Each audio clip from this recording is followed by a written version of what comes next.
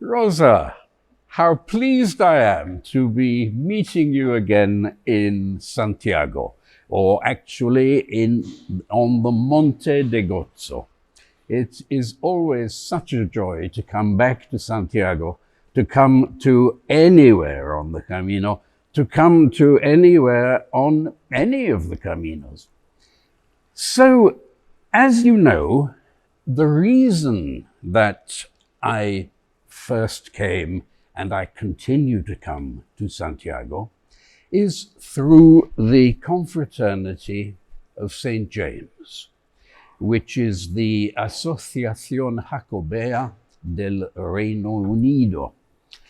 And we were founded in 1983 by 6 members who had made the pilgrimage and who had joined the Société Française des Amis de Saint-Jacques. Now, the secretary of the Amis de Saint-Jacques was the wonderful person Janine Varcollier. And she saw there were 6 English members of the Société, and she said to them, "You should form your own association." And so it came about. In 1983, in the house of Dr. Mary Remnant, a great specialist in medieval music. Sadly, she died during COVID. Another person who became our first chairman was Robin Neelands, a great travel writer. And he wrote a good book about his cycling pilgrimage. And Robin was our first chairman. He died quite early, quite young. There was somebody else there whom Robin had met in Santiago when they ended their pilgrimages. And this was an English woman named Jocelyn Ricks. And Jocelyn is still happily with us. Jocelyn is the only one of the founder members who is still with us. And another very important person there was Patricia Quaife. Pat became our first secretary, then she became chairman, and then she became very involved with the relations with other associations. She spoke good Spanish. She learnt Gallego. And with her husband, Francis Davy, they did a lot of traveling, not only on the Caminos de Santiago, but on other pilgrim routes in Europe. Pat also sadly died during COVID. Now, after Robin, our second chairman was James Maple, who is still happily with us. After him was Pat Quaife, and then Laurie Dennett, and then me. Now, you have, I'm sure, heard about the work that the Confraternity, the CSJ, did in opening an albergue, a refugio, at Rabanal del Camino in the province of León, in the Montes de León. And that opened in 1991. And there was a great fiesta there. And that refugio continues to be run and staffed by our volunteer members. And they tell me, the pilgrims tell me, that it is a very good refugio. Now, when I was chairman, which was 2003 to 2010, we observed the increasing numbers on the Camino Frances. And we said, what can we do? Can we tell people not to come on the Camino? No. We must encourage them to use some of the other caminos. So we had a big meeting, and there were people speaking who loved one or other of the various caminos. We had somebody speaking about the Via de la Plata, somebody about the Camino del Norte, somebody about the pilgrimage to St. Olaf in Norway, which has some similarities to the Camino de Santiago. And we considered the caminos in France as well.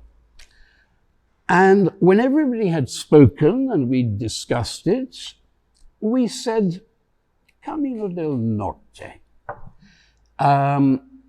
And so we began looking on the Camino del Norte.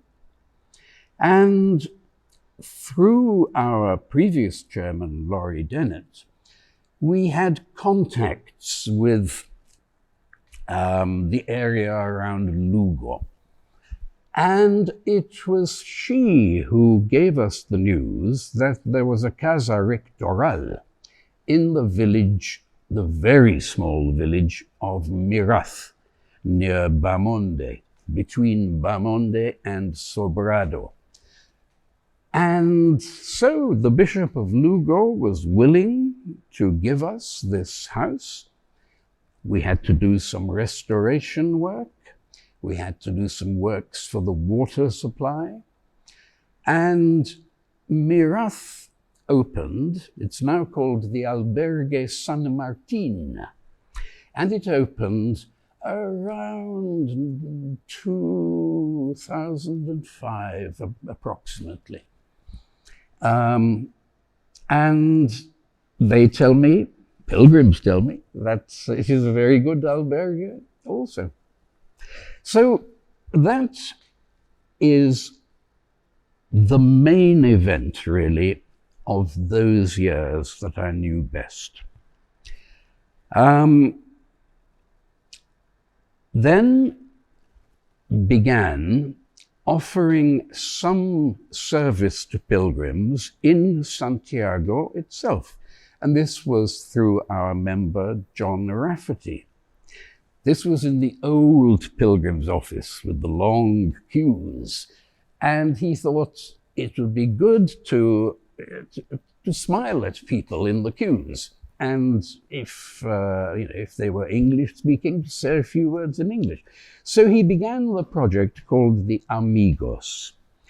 And it was very well arranged. I came myself 2 times.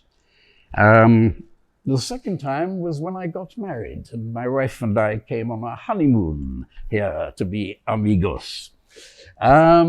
Now that service no longer exists, but the work has been continued by other similar projects. There is now an English language welcome service at the Oficina de Peregrinos, which is called the Camino Companions, and I have been with them for the last few days.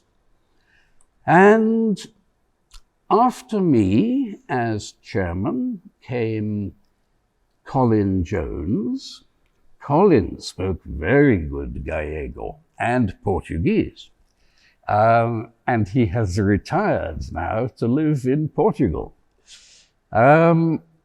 And it was during his time as chairman that, sadly, we had the COVID pandemic.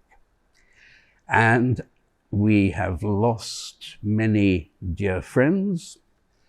And of course, it's disrupted our activities a great deal.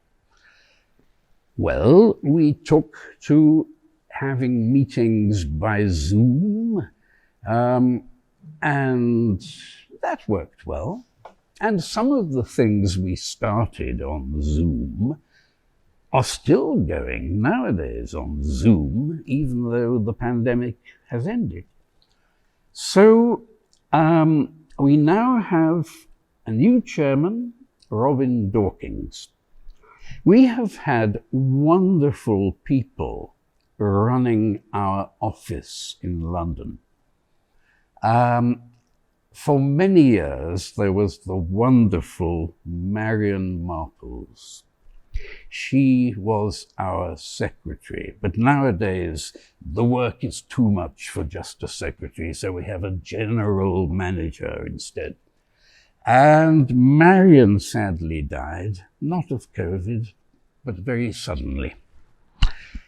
And then we had Freddie, and he was very good.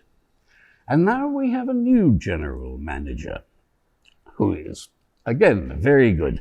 And her name is Rachel Diaz Pinto. She is English, but she is married to a Catalan. And so we continue to do our work for pilgrims, informing pilgrims, reassuring pilgrims, maybe encouraging pilgrims. And we are involved with various activities on various of the caminos. We have our two albergues, Rabanal and Miraz, but we also have members of the CSJ who serve as hospitaleros, hospitalier, in other refuges, albergues in Spain, in France, etc. And so we hope to continue being of service to pilgrims and to everything involved in the pilgrimage. One of the services that we offer to pilgrims is helping them to develop their interests in the pilgrimage and in the culture of the pilgrimage. So we have a good library. We have, I think, about 7,000 items, not books, items, including books, periodicals, audiovisual material, etc. And pamphlets, lots and lots of pamphlet documents. I have been the librarian for about the last 2 years. And whenever I come to Santiago, I look out for any interesting books that might be newly available. And so we hope that these cultural activities of the CSJ are something that pilgrims will be doing before they go and after they go. And while they are on the Camino, of course, they do not need to carry books with them because the Camino is a living book all around them.